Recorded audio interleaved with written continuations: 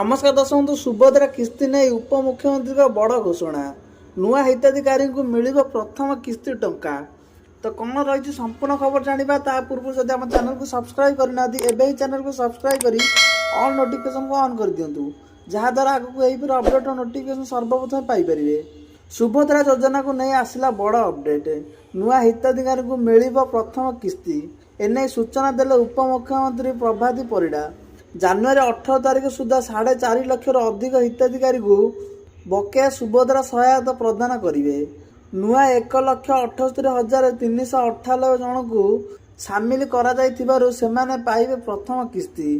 प्रथम और द्वितीय किस्ती बाद पड़ी 2,55,265 जन को सामिल करा सेमाने भी एका बेलके पाइबे दुईटी किस्ती। सेहीपरि अभियोग शुणाइले 24,018 जन हिताधिकारी को सुभद्रा रे सामिल करा 250 कोटी टंकार सहायता राशि हिताधिकारी खाता को जीव। सेहीभଳି आसंता अंतर्जातीय महिला दिवस मार्च 8 रे चतुर्थ किस्ती प्रदान करा।